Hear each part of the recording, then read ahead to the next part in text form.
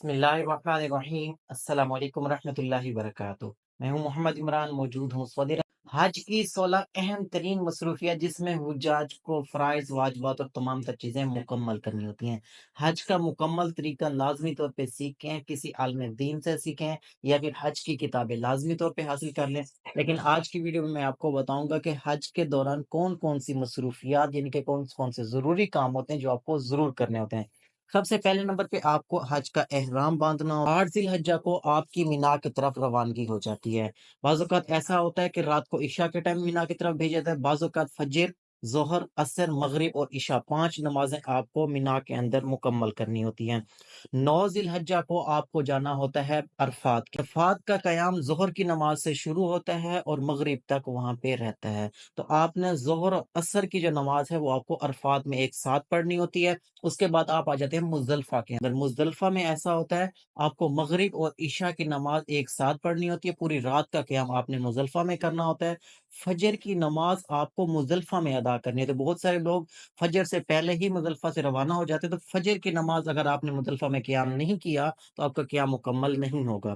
فجر کی نماز ادا کرنے کے بعد آپ آ جائیں گے آپ مینا کی طرف شیطان کو کنکریاں مارنے۔ پہلے دن آپ نے جا کر پہلے شیطان کو 7 کنکریاں مارنی ہوتی ہیں۔ اس کے بعد آپ اپنے کیمپوں کی طرف آ جائیں گے۔ اب آپ نے کرنی ہوگی اپنی قربانی۔ قربانی کے بعد پھر آپ کو حلق کروانا ہے، حلق کے بعد اپنا احرام اتارنا ہے۔ اچھا جی، یہ ہو گئی 10 ذی الحجہ کی مصروفیات۔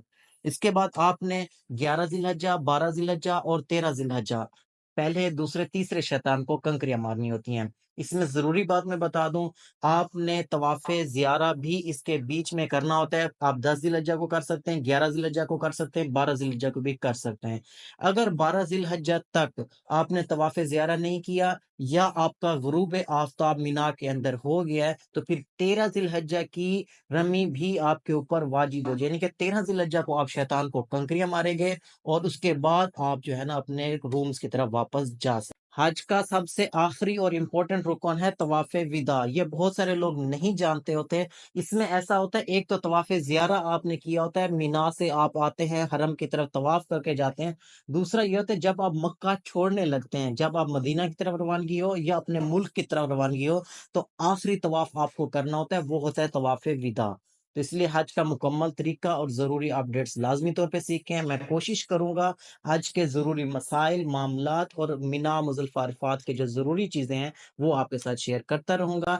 لیکن آپ نے حج میں کیا پڑھنا ہے، کون سی ضروری دعائیں، کیسے رکن ادا کرنے اور کیسے قیام کرنے، اور حج کے جتنے بھی مسائل ہیں آپ نے کسی عالم دین سے اور حج کی کتابیں ضرور خرید لیں، اس کے اندر ریڈ کرنا شروع کر دیں۔ زندگی میں آپ کے اوپر ایک حج فرض ہوتا ہے، جو پہلا حج آپ نے کیا ہوتا ہے وہی آپ کے اوپر فرض تھا۔ اس لیے کوشش کریں حج کے تمام تر معاملات، مناسک اور تمام تر چیزوں کو سیکھیں، اچھے سے ادا کریں، کیونکہ جب آپ عمرہ پہلا کرنے آتے ہیں نا، بہت ساری چیزیں بیچ میں رہ جاتی ہیں۔ جب آپ دوبارہ جاتے ہیں اچھے طریقے سے سیکھ کے جاتے ہیں یا دوبارہ عمرہ ادا کر سکتے ہیں۔ لیکن حج جو ہے وہ فرض ہے، جو ایک بار ادا ہو گیا وہ دوبارہ ادا نہیں ہو سکتا۔ دوبارہ جتنا مرضی حج کر لیں، وہ پہلے حج کا برابر آپ مقابلہ نہیں کر سکتے۔ لہذا کوشش کریں پہلے حج کو اچھے طریقے سے ادا کریں، کوئی بھی اس کے اندر غلطی یا کوتاہی یا اس طرح کی چیز نہ آئے۔